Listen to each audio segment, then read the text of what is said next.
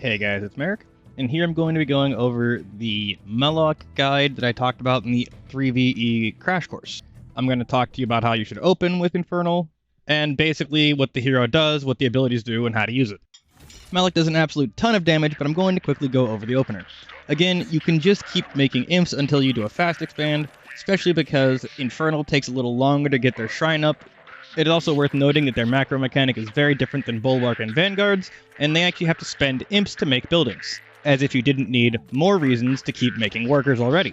After the opener, I'll move into talking about the abilities. For the opener, Molach is absolutely strong enough to be taking creeps both on the map and clearing out the expansion, so you want to make sure you're doing that early. You can build an Iron Vault, and you probably should because you want to start building charges, but killing mobs with him is going to expedite your opener pretty significantly, and make it a lot easier to work with. Take Molach and your Fire Giant, walk over and start murdering things.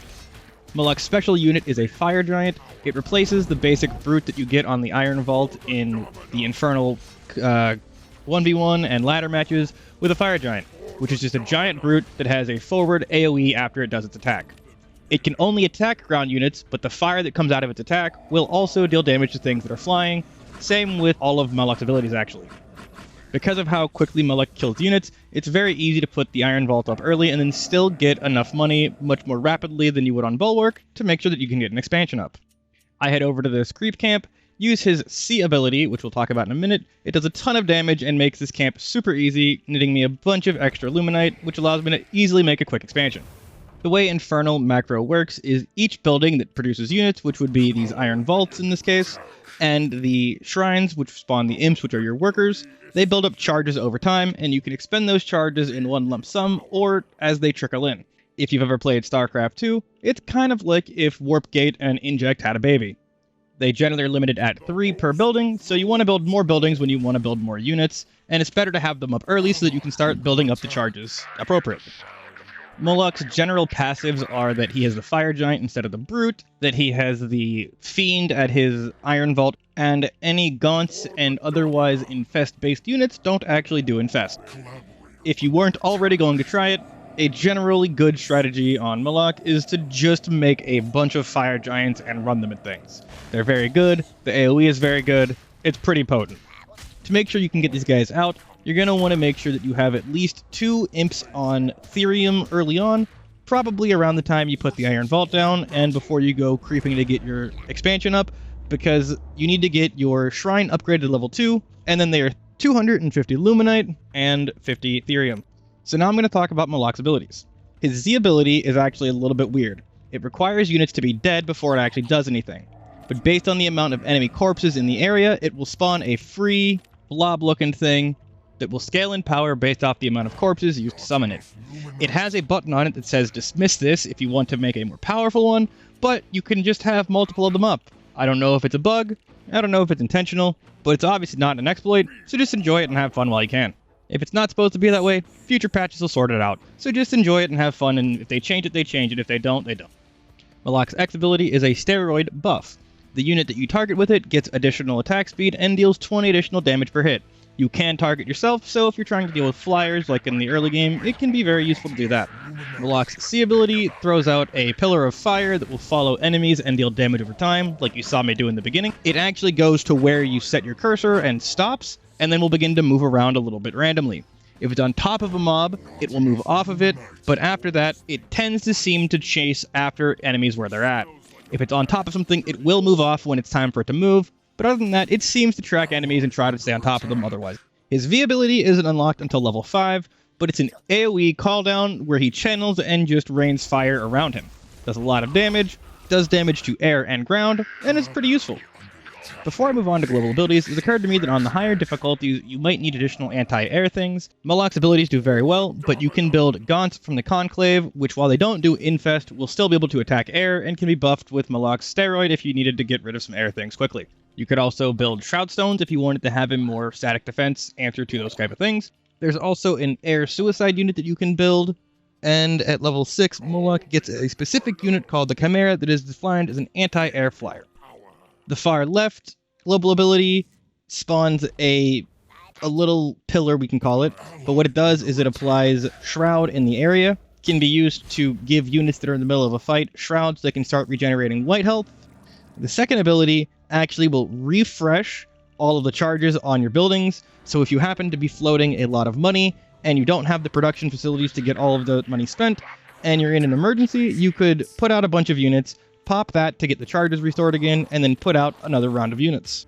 The third ability is incredibly fun, but boy will it eat your frames. Every meat farm you put down gives you supply, and you're going to need a handful of meat farms to support a large enough army to do much in the game. But what the third ability does is out of every single meat farm that you have spawned, it will spawn a stream of fellhogs that will go to the target location and fight things in the area.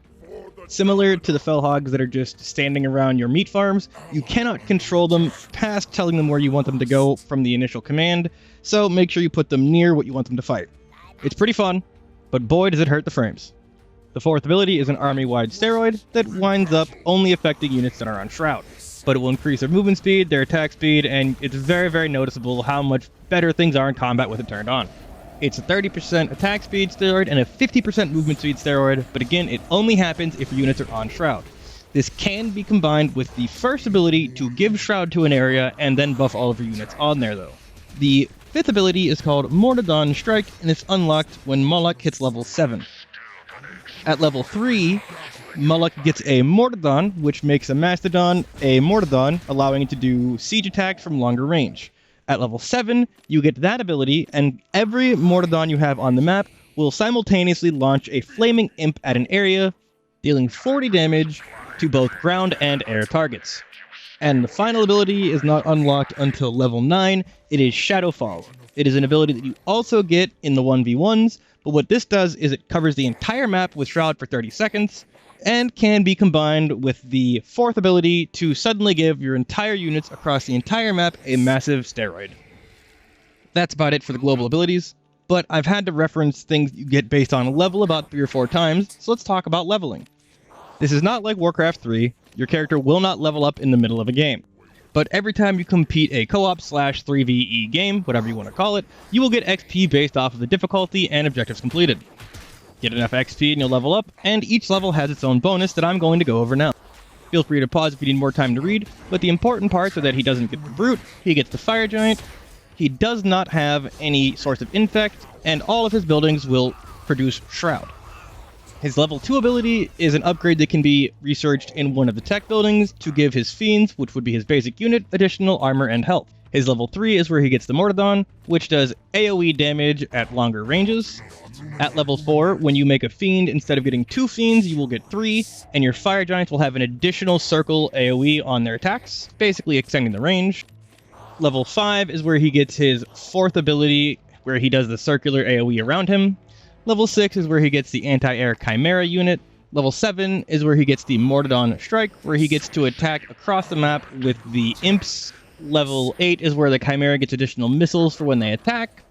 Level 9 is the Shadowfall AoE Shroud we talked about across the entire map. And at level 10, when you cast the AoE damaging Wildfire ability, it will last for 30 seconds as opposed to 20 seconds, and simply channeling it will actually grant Molach white health, which is basically a shield that will generate as he's casting it. As I said in the Crash Course video, be sure to experiment with different unit types and see what you like and what you have fun with, but it is obvious that Molach is built towards using the Mordodons and Flame Giants, with many of his abilities buffing or even relying on them to even work at all. The Flame Giant is 250 Luminite and 50 Therium, the Mordodon is 250 Luminite and 150 Therium. Some general tips and tricks: when you're using his Z ability to try and spawn your free unit, make sure that there are corpses on the ground.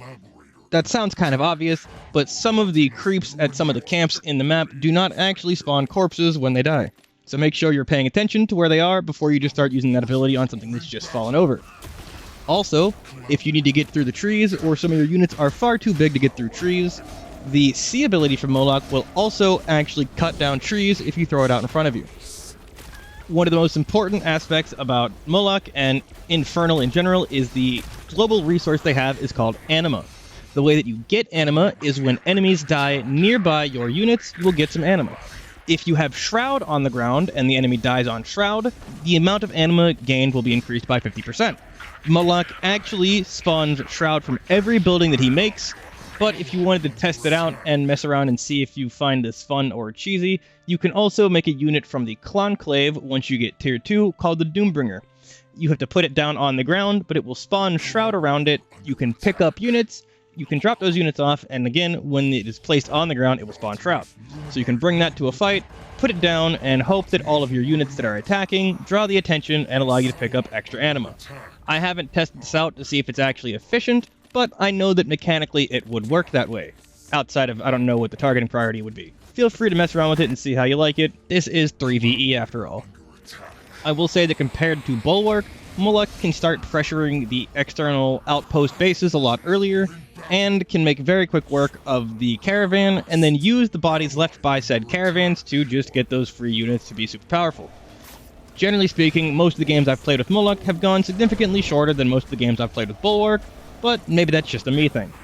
As I said before, Molach makes significantly shorter work of all these creep camps than Bulwark does, so don't be afraid to move around the map and pick those camps up for extra resources as well as for their effects. As I mentioned in the Crash Course video, even the ones that give effects also give resources when they're killed, and if they're not the resource camp, they generally give Therium, which is the harder to come by resources too. Just make sure you pick up the buff left by the camp afterwards to make sure that it begins to respawn. That's about all that I can fit into this video, so I gotta start wrapping up. So let me know if I missed anything, let me know what you do like, let me know what you don't like, let me know what you think, so I can improve my videos moving forwards. I hope you guys enjoy the Stormgate beta and the Steam NextFest, and if you find this video in the future, I hope you get something useful out of it, even though many things are likely to have changed. And with any luck, I'll see you next time.